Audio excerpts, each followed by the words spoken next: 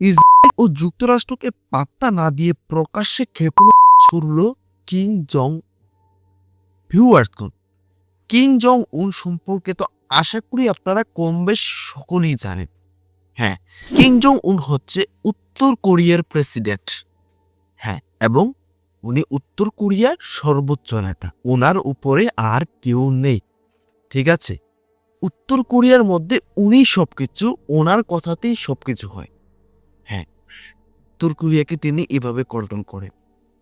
আরেকটা বিষয় বলি, কিম জং উন হচ্ছে আমেরিকার সব থেকে বড় মানে যুক্তরাষ্ট্রকে দুই চোখে সহ্য করতে পারে না কিম জং উন। বর্তমানে যুক্তরাষ্ট্র ও ইসরায়েল একত্রিত হয়ে ইরানের সঙ্গে যুদ্ধ করছে। হ্যাঁ, কত পাওয়ারফুল একটা দেশ যুক্তরাষ্ট্র, এটা আশা করি আপনারা সকলেই জানেন। ইসরায়েল কতটা শক্তিধর দেশ সামরিক দিক থেকে, আশা করি সেটাও আপনারা জানেন। এই দুই দেশকে তোয়াক্কাই করছে না কিম জং উন। আসলে ভিউয়ার্সগণ কি হচ্ছে এখানে?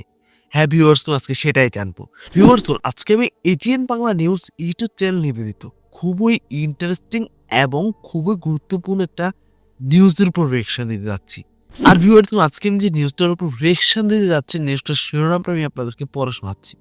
নিউজটার শিরোনামটা হচ্ছে, ইরান ইসরায়েলের যুদ্ধের মধ্যেই ক্ষেপণাস্ত্র ছুড়ল কিম জং উন। সেটা বুঝতে পারছেন? এই যে বর্তমানে মধ্যপ্রাচ্যে যুদ্ধ চলছে, এই যুদ্ধ মাঝখান দিয়েই নাকি কিম জং উন মিসাইল ছুঁড়েছে। আসলে কি ছুঁড়েছে নাকি না? হ্যাঁ ভিউয়ার্সগণ, আজকে সেটাই জানবো। তাহলে চলুন ভিউয়ার্সগণ, আপনাদের সঙ্গে একসঙ্গে মিলে সম্পূর্ণ নিউজটাকে দেখে আসি এবং বিস্তারিত বিষয়টাকে ইন ডিটেলসে জেনে আসি। Let's get started.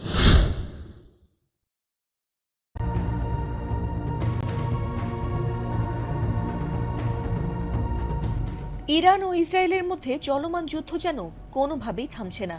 এই যুদ্ধে জার্মানি, ফ্রান্স, ইটালি সহ পশ্চিমা বিশ্বের পারমাণবিক শক্তিধর দেশগুলো ইসরায়েল ও যুক্তরাষ্ট্রের পক্ষ নিলেও ইরানের পাশে দাঁড়ায়নি কোনো মুসলিম দেশই। ইরান তার মিসাইলের আঘাতে এখনো পর্যন্ত এই যুদ্ধে যুক্তরাষ্ট্র ও ইসরায়েলকে কোনো ধরনের ছাড় দিচ্ছে না।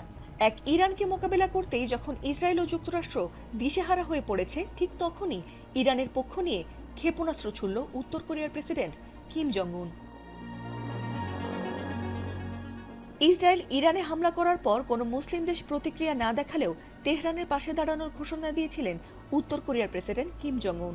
আমেরিকার শত্রু দেশ ইরানের সঙ্গে অনেক আগে থেকেই বেশ ভালো বন্ধুত্ব রয়েছে কিম জং উনের। আর ইরানের ওপর হঠাৎ ট্রাম্প নেতানিয়াহুর যৌথ বিমান হামলা মোটেই সহজভাবে নেননি উত্তর কোরিয়ার এই শক্তিশালী নেতা।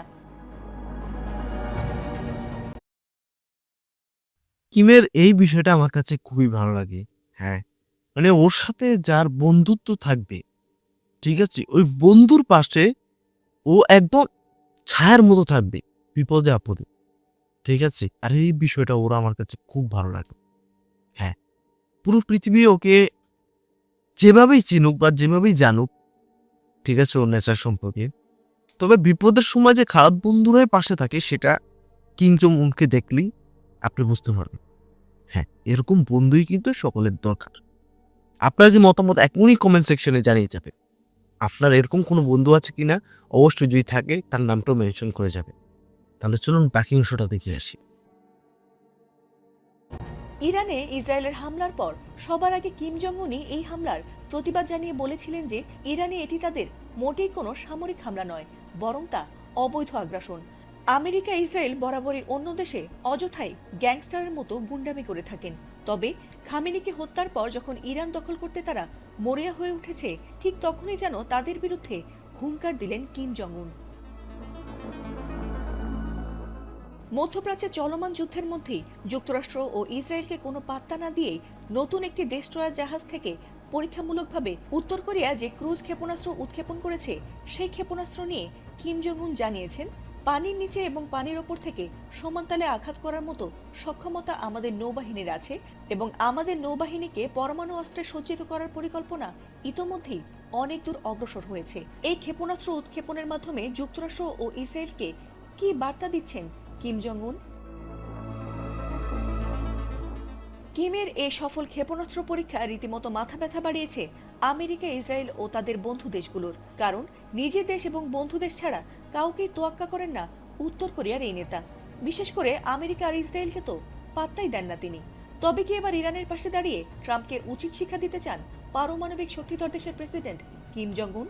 সেটি সময় বলে দেবে। ফাতিমা সুলতানা, এটিএন বাংলা, ঢাকা। তো সম্মানিত ভিউয়ার্স, আপনারা তো সম্পূর্ণ নিউজটা দেখতেই পেলেন। আশা করি আপনারা বিস্তারিত সবকিছুই বুঝতে পেরেছেন এবং জানতে পেরেছেন। প্রথম বিষয়টা ক্লিয়ার করি। দেখুন, কিম জং উন মানে উত্তর কোরিয়ার প্রেসিডেন্ট সরাসরি ইরানের হয়ে কোনো দেশে মিসাইল ছুড়েনি। বিষয়টা হচ্ছে ওনারা ওনাদের একটা নৌজাহাজ থেকে মানে নৌবাহিনীর একটা জাহাজ থেকে যুদ্ধ জাহাজ থেকে একটা ক্ষেপণাস্ত্র পরীক্ষামূলকভাবে ছুঁড়েছে। ঠিক আছে, এটা ওদের দেশের মধ্যে পরীক্ষামূলকভাবে। এবং এই মিসাইল ছুড়ার পর কিম জং উন কিছু কথা বলেছে, যে কথাটা আবার খুবই গুরুত্বপূর্ণ ছিল, যেটা আপনারা নিউজে দেখতে পেলেন। উনি এমন কিছু কথা বলেছে যেটা কোন দেশকে উদ্দেশ্য করে বলা হয়েছে সেটা নেটিজেনরা বেশ ভালোভাবে বুঝতে পারছে। তো আশা করি আপনারা বুঝতে পেরেছেন। তো যাই হোক ভিউয়ার্স, একটা বিষয় না বলে পারছি না। দেখুন, আজকে আমি যে বিষয়টা একদম ক্লিয়ার বুঝতে পারলাম, কিম জং উন ওনার দেশের অর্থনৈতিক অবস্থা কিভাবে যায় সেটা আশা করি সবাই জানেন। ওনারা দেশের নাগরিকরা কিভাবে ফেসিলিটি ভোগ করে সেটাও আশা করি সবাই জানেন।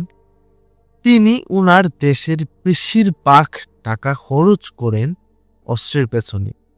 আর অস্ত্রের পেছনে খরচ করার ফলেই কিন্তু পৃথিবীর মধ্যে সুপার পাওয়ার কিম জং উনের দেশ উত্তর কোরিয়া। হ্যাঁ, যতগুলো সুপার পাওয়ারের দেশ আছে তার মধ্যে উত্তর কোরিয়া একটা। অন্যদিকে ইরানের বিষয়টা দেখুন, ইরান যদি মিসাইল, ড্রোন এই দিক থেকে যদি পাওয়ারফুল না হতো, এতদিনে যুক্তরাষ্ট্র ও ইসরায়েলের আঘাতে ইরান পুরোটাই শেষ হয়ে যেত। এর দ্বারাও কিন্তু অনেক দেশে শিক্ষা গ্রহণ করা উচিত। বিশেষ করে আমার কাছে মনে হচ্ছে বাংলাদেশে, কারণ বাংলাদেশের বর্তমান অবস্থা যেটা, যদি ভারত থেকে কোনো ধরনের আক্রমণ আসে তাহলে সেটা প্রতিহত করার মতো ক্ষমতা বর্তমানে বাংলাদেশের কাছে নেই। হ্যাঁ, যারা বাংলাদেশ থেকে আমার এই ভিডিওটা দেখছেন অবশ্যই কমেন্ট করে বিষয়গুলো জানাবেন যে আমি সত্যি বলছি কিনা। তো ভিউয়ার্স, আবারও বলছি, যদি ভবিষ্যতে নিজ দেশকে টিকিয়ে রাখতে হয় তাহলে অবশ্যই সুপার পাওয়ার হতে হবে। ঠিক আছে, সুপার পাওয়ার না হলে কোনো কিছুই করা সম্ভব নয়। টিকে থাকা তো অনেক দূরের কথা। হ্যাঁ, তো আপনাদের কি মতামত অবশ্যই কমেন্ট করে জানাবেন। তো ভিউয়ার্স, আজকে এই পর্যন্তই। আশা করি আজকে সম্পূর্ণ নিউজটা আপনাদের কাছে ইনফরমেটিভ মনে হয়েছে। যদি ইনফরমেটিভ মনে হয়ে থাকে, আপনারা চাইলে আমার ইউটিউব চ্যানেলে সাবস্ক্রাইব করতে পারেন, ভিডিওতে লাইক করতে পারেন, কমেন্ট করে আপনার মূল্যবান মতামত জানাতে পারেন। তাহলে বিদায় নিচ্ছি এখানেই, দেখা হবে পরবর্তী কোনো একটা ভিডিওতে। ততক্ষণ পর্যন্ত সকলেই ভালো থাকবেন, সুস্থ থাকবেন। Tata, bye bye.